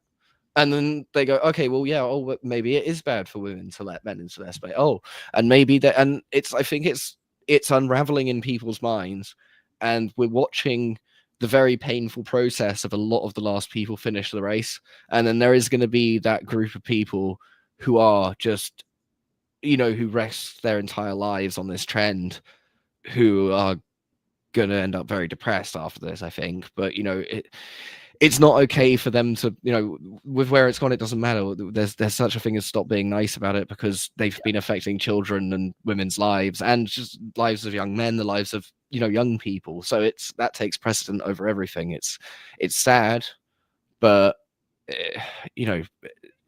we just have to do what we have to do. Like, we can't, we've had suicidal empathy for too long. 100. That's a good way of saying it. By the way, Romero, okay, but to be fair, you do talk a lot about the Italians. Well, none of us would exist without the Italians. Don't get it twisted. The Italians invented everything. You're welcome. Yeah, I agree. Except for noodles or pasta. That was the Japanese. You don't need to invent it to have perfected it. You can get your shitty fucking ramen noodles in Japan. A nice thick Italian noodle is much better. Exactly. I'm going to quote you on that. I'm going to put that. That's going to be my bio and my Tinder profile now. Oh, very good. What were we saying? Sorry, I sidetracked. Suicidal empathy. That is very well said. Yeah, it's. I think we've just had that in the West for too long, and it's funny as well, because even when you go to Europe, like Italy and places, people don't have it so much. I mean, they also have their problems, but somehow they're still. I just feel like they're not as connected to the global kind of issue as much, but they do definitely know something's wrong, and there is this kind of, it's like this wave of awakening, like our prime minister, he did actually say that he's going to start deportations. It feels like the pennies dropped, and this stupid champagne nonsense of like just talking, oh, what wouldn't it be nice if, it's starting to fall apart, and the reality is starting to be seen. And it's I don't know how it's been in America. I know it's been very controversial what all Trump's doing, but it feels, for some reason, it doesn't feel as there's as much hate as 2016. It feels like people are just letting him get on with it a little bit. But I don't know if I'm wrong about that. There's still, no, you're right.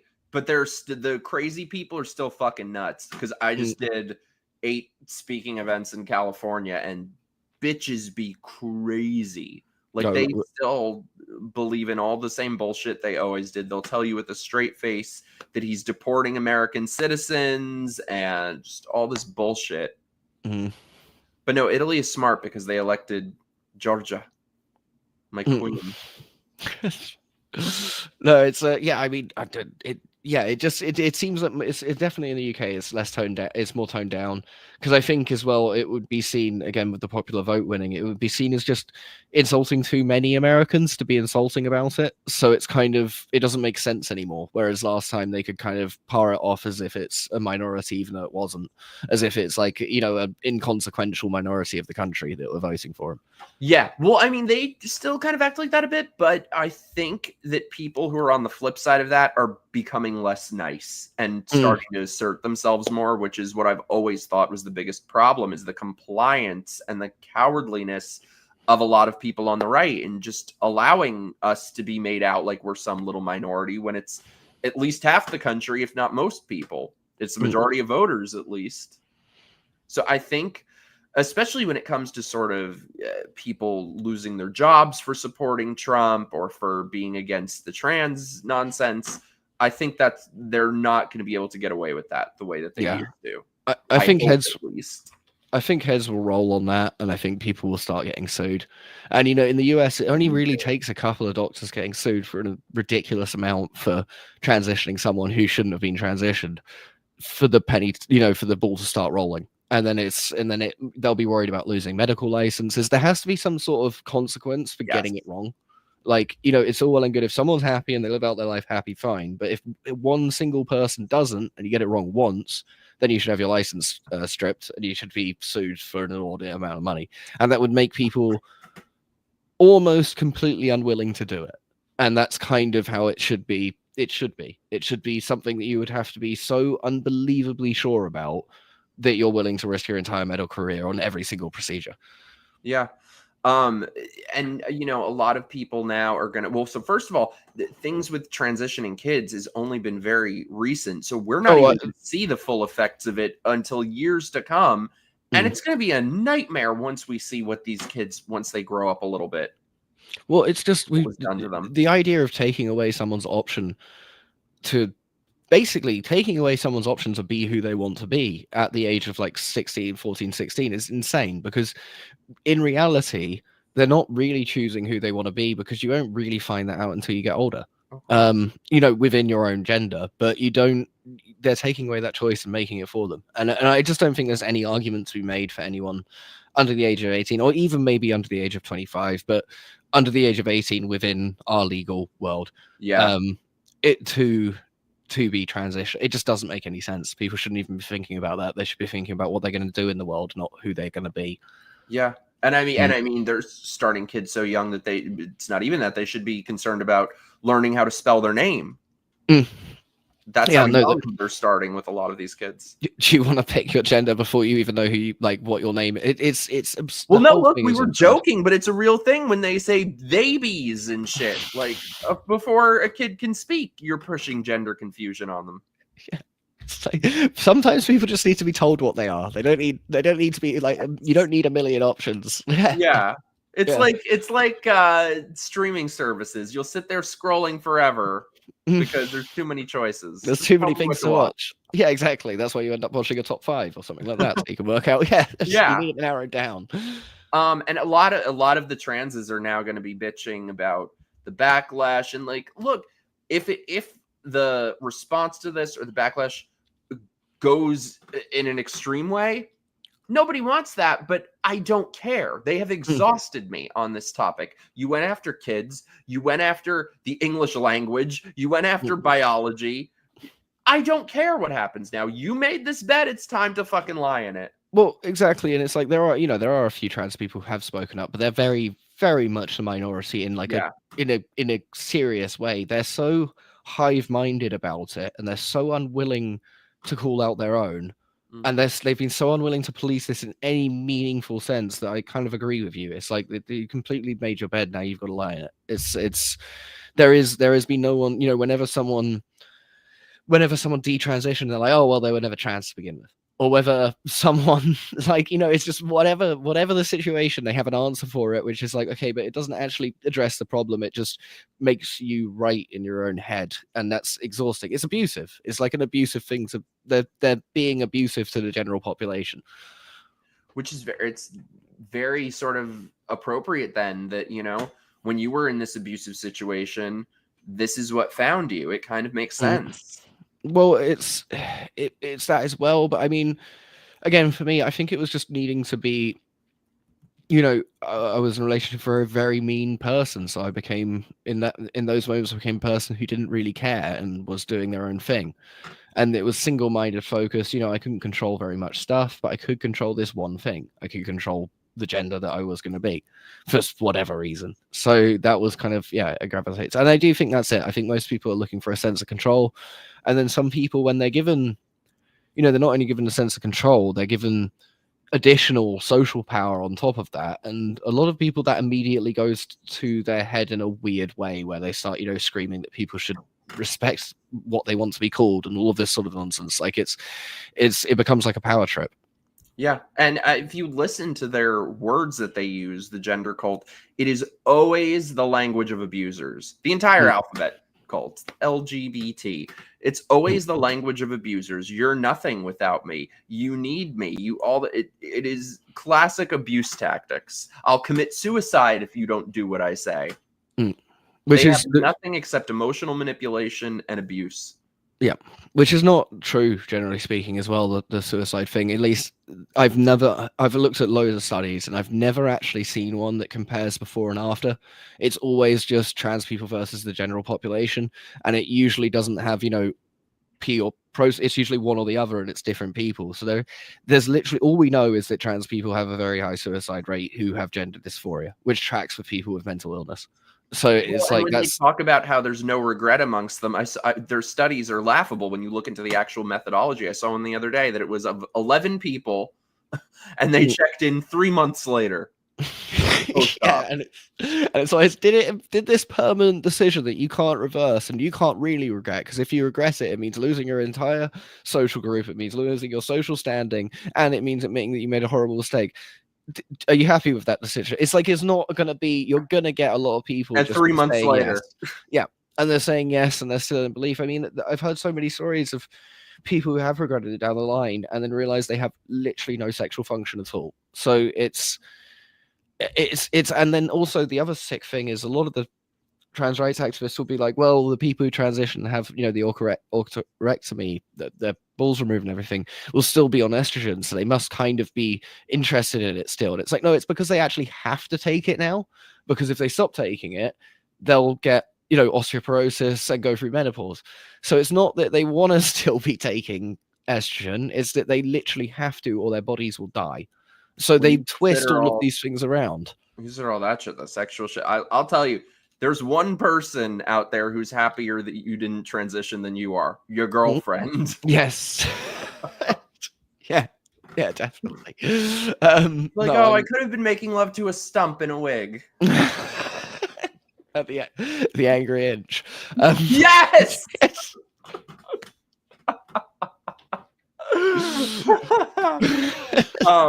God, I've read these posts describing, like, people describe it who did it with people who've had these surgeries and describing it in gruesome detail.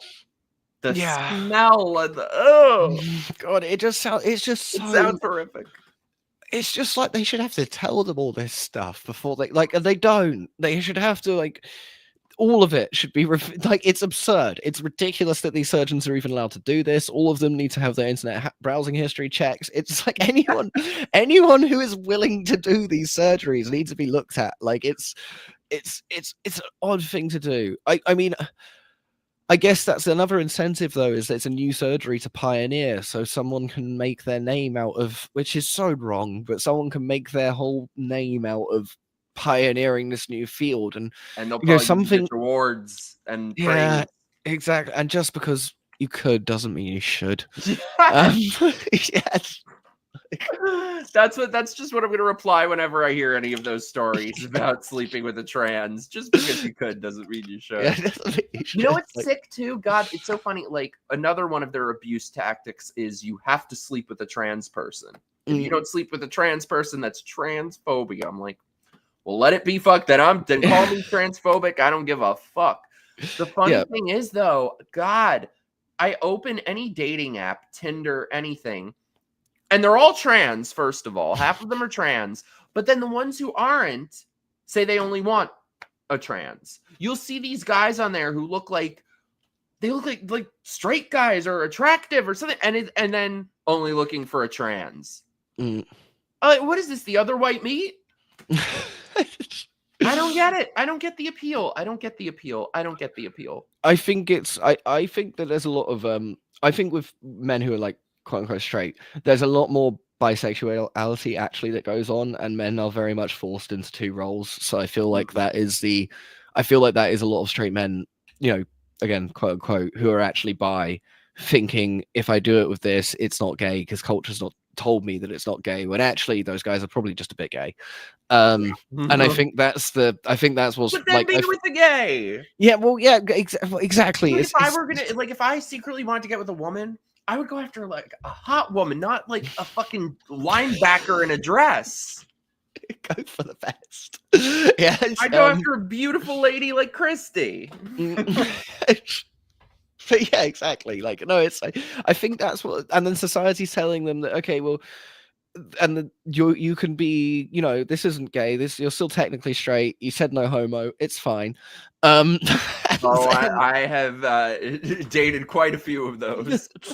Well, that's what I think that there is this whole thing where I think there is people always say that, you know, bisexuality is more common with women, but I actually think that women and men are probably exactly the same on the spread. I think it's just that we definitely have a society that pushes men to be like, if you kissed a guy once, you're gay, and then you're called gay. Like, you're very much pushed into that category, when I actually think there's probably a bigger percentage of men who are more fluid than they would like to admit. Okay, but if I really mean it when I say no, exactly. As long as you really mean it. As long as you mean it. As long as you mean it, it's fine. And as long as you didn't enjoy it, it's not gay. Literally had, this is an overshare. I've literally had guys say during, I'm not gay. I'm like, then take my dick out of your mouth. Like, like, what are we doing here? Like, yeah, totally. Me neither. Yeah, I just do this with this is for work, really. Yeah. I don't know about work, but it's a job. Hey. But yeah, no, it's definitely. I mean, a lot of gay men I know have said that too. It's definitely true, and it's just this unwritten thing where a bunch of straight men pretend, like, they just pretend they're not more. And I think that is also maybe some, not, again, it's so complicated, but I do think some of the issue with the straight men who are transitioning is that they might just be very repressed bisexuals too. I think that's a part of it. I think that there's a lot of, I think it's too complicated to just say it's one thing or another, but it is. Yeah. I think that is a part of it. And like you said, with the people meeting on that, I mean, that says it all, doesn't it? Because they are really sleeping with a man. They just have been told by society, no, it's a girl. It's fucking weird. And they are these dating apps are so insistent on it too. Like, you will find a trans and you will like a trans. No. Like, I'm not even saying get your own app. I'm not even saying that. But can we not just have a setting? Just a setting on it. Like, you could choose men or women. And there not be a setting. I am not attracted to the transes. Get them out of my sight. You have to see them. It's like the adverts that you have to skip. Yes. That's so damn true. And there's not even a skip ad button. Yeah, God, I've honestly, because my view has always been, I feel like there probably always been a very small number of people who feel you can't change your sex, but who feel happier living their life as the opposite sex. And I have no problem with that. I have friends who in that way, great, God bless. However, my patience for transmania has reached zero at this point. It is so disproportionate. It is historically been 0.1 to 0.3% of the population, and now our lives revolve around the transes, and I have no patience for it anymore. No, I agree. And it's just, again, it's the sort of thing that if those very small population of the people who want it, they should find it through deep psychology. They shouldn't find it through the surface level information. It should be something that like very few people know about or talk about, but it's all right. It's fine. No one, and I don't think most people care. I really don't. I think there is probably more in some of the more Christian places, America, maybe. But I do feel like most people are beyond that now in any sort of city. It's kind of like most people wouldn't even, they're more annoyed because of the constant wanting to go into the other bathroom and the things like they're not annoyed because I even think the bathroom debate, if no one had asked or made it a thing, no one cared. No one cared. No one cared until it became a civil rights issue. It was like, it's not really a civil rights issue. No one actually cares. And I probably feel a bit more to the left than a lot of people on this, that I feel like if there's somebody who's fully transitioned, like everyone knows Blair White. Blair, for example. I feel like it would be odd for somebody who looked like Blair to use the men's room. She did a video once and she got thrown out for trying. So I think there's a bit of nuance there. But like I said, when these people talk about now, if the backlash is going to go in the complete opposite direction, and you have to, like, sucks for you. You brought this upon yourselves. You brought this upon yourselves. And I also think with that, it's like, and I would rather that than what we have now.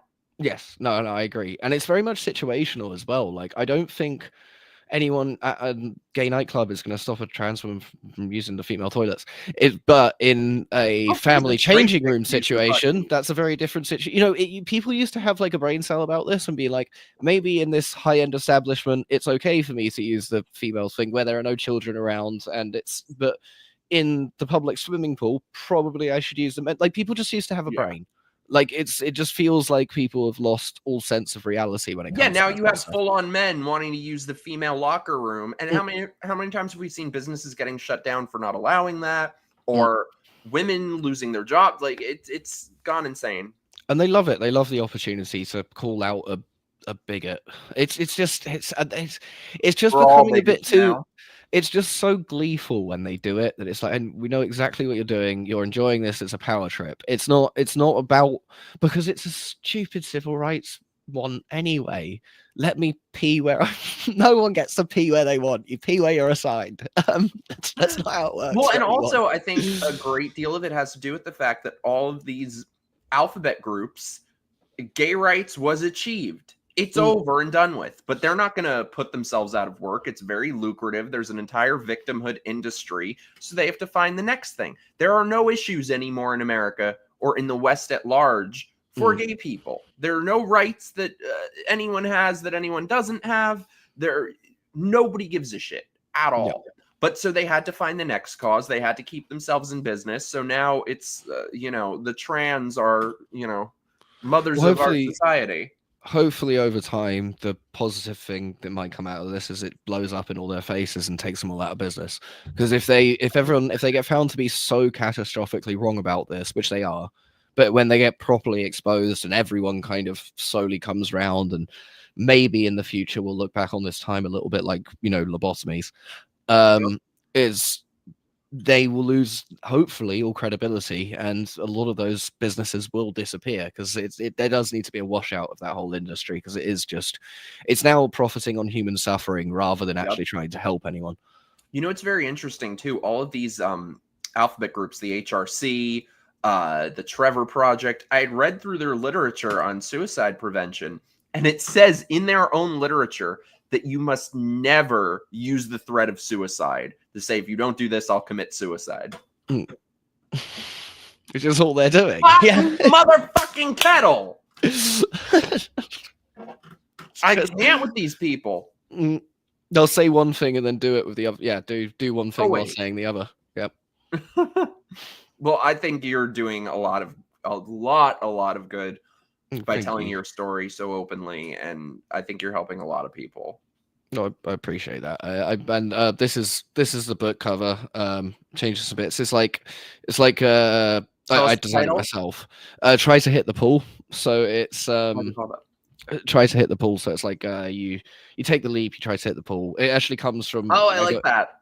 I got investment for my company like a long time ago, and someone who didn't really like that we got the investment from the investment team said, "Well, let's try to hit the pool and not the concrete," and it's just stuck with me. Ooh, So I like was like, "That's gonna be the name of the book," and then it's based on Pink Floyd's Dark Side of the Moon, but it's like a rainbow turning into love the that.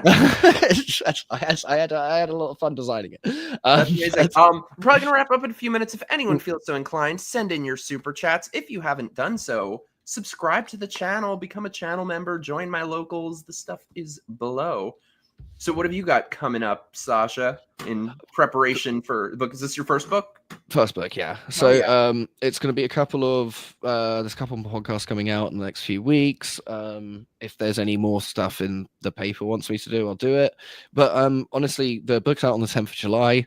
After the book's out, if I get called to do some press, I'll do it. But basically, I'm quite looking forward to just being a father and going back to having a normal life. I'm very satisfied with everything I've done with my life. I've spoken about this stuff mostly because I want to help other people. I'd be lying if I said I haven't enjoyed it. It's been fun and I've met great people, but I mostly want to try and reduce suffering as much as I can and kind of build understanding. And to me, the most logical way to do that is the book.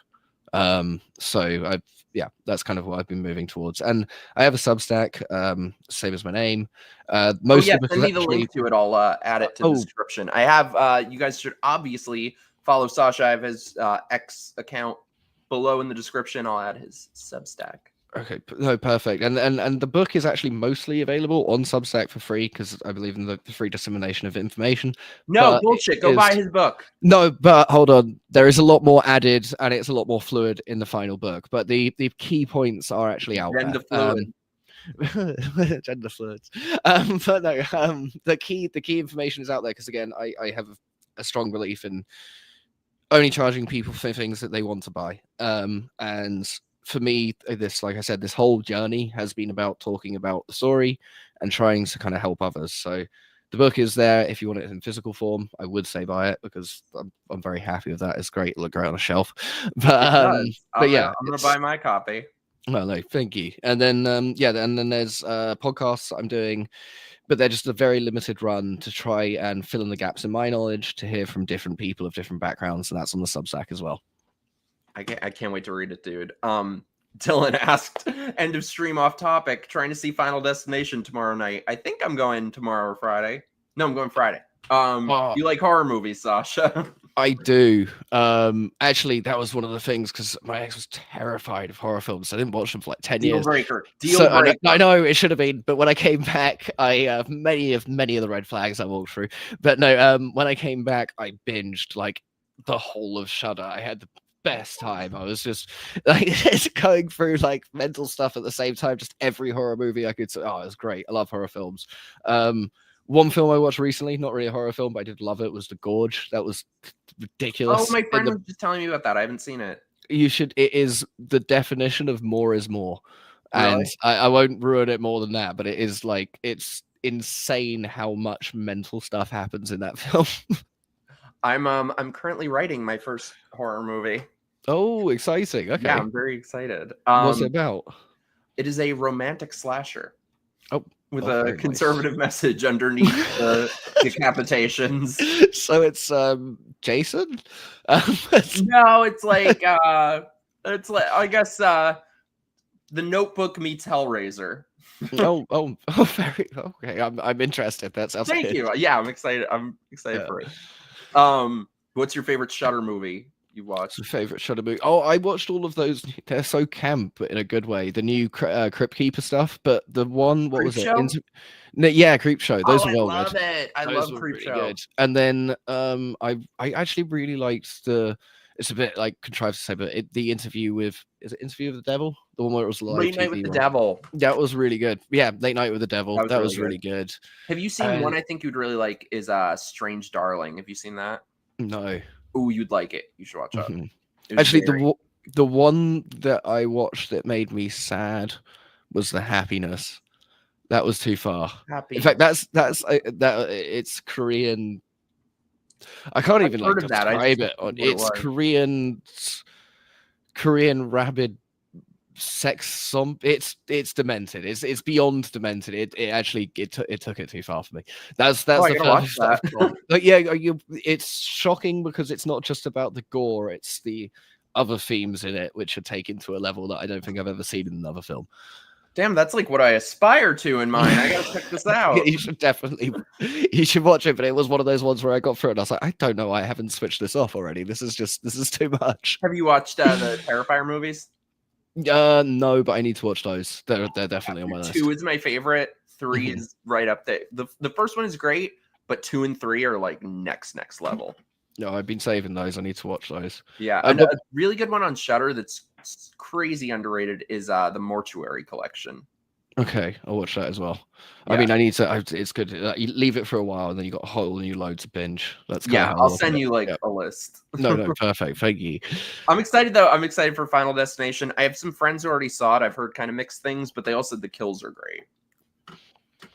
I just went to see, what was the one I just saw? Clown in a Cornfield. It was fine. No, what did I watch? I watched Frozen recently, not the children's cartoon. The one where they get stuck on the. Good. It was good, but it was so stupid. Like they make the dumbest decisions. But I know. And okay, you guys, if you're gonna watch the horror movie Frozen, cover your ears for like 10 seconds. The fucking ending, I can't like. They're stuck on this thing forever, and you're like, they're never gonna escape. And then he finally escapes, and you're like, oh yay, happy ending. And then he gets eaten by a wolf. The way he gets eaten by, it's like everything acts like. I don't think wolves would do that. I don't think that's how they work. It was so silly. The mortuary director for Mortuary Collection's voice of Mr. Krabs. Yeah, I didn't realize that until after. He is amazing in that movie. Okay, I've got to watch that now. It's if you like Creepshow, you'll like it. It's an anthology movie. There's one segment in it. I won't tell you what happens, but there's no one seeing it. Okay, I've got to I watch watched it with my friend, and we're watching it, and my friend's like, "What's happening?" He's like, "He got AIDS." I'm like, "No. It's so much worse than that." I'm like, "It's so much worse." Okay, I've got to see it now. That sounds good. That and Strange Darling, you'll really like. That was amazing. Well, I'm excited, dude. Thank you so much for being here. This has been awesome. No, it was my pleasure. Thank you for having me. Yeah, and where can people find you? So it's Sascha Bailey on Twitter, Sascha Bailey Podcast on YouTube, and Sascha Bailey on Substack, and I think Bailey Sascha on Instagram. But my Instagram is like my stories are very mixed. They're not just about this subject. Sometimes I'll be talking about markets or just different things. So it's a little bit more mixed. If you want a more focused, Twitter's the best place. Nah, talk about all the shit.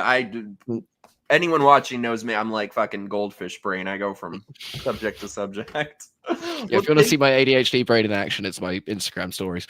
Perfect. Thank you, V. Thank you guys for being here. Thank you for being here. I will be back this week. Sorry, I haven't been streaming much. I was traveling for a while, and now I'm going to be traveling again, but I will be streaming in between. And just like that, season 3, will be covered. Dude, oh my God. I don't know if you ever watched Sex in the City. No, I haven't. Because you're smart. I love the original. Because they came out with the reboot that it was the wokest piece of shit you've ever seen in your life. And I decided I was going to do watch parties of it. And we had the best time watching and roasting this show. So I will, of course, be doing season 3. Oh, very good. At the end of the month. Oh, I missed you too, Christy. Yes, I'll be back with a stream later in the week. And I love you guys. Thanks for being here. I will see you soon. Bye.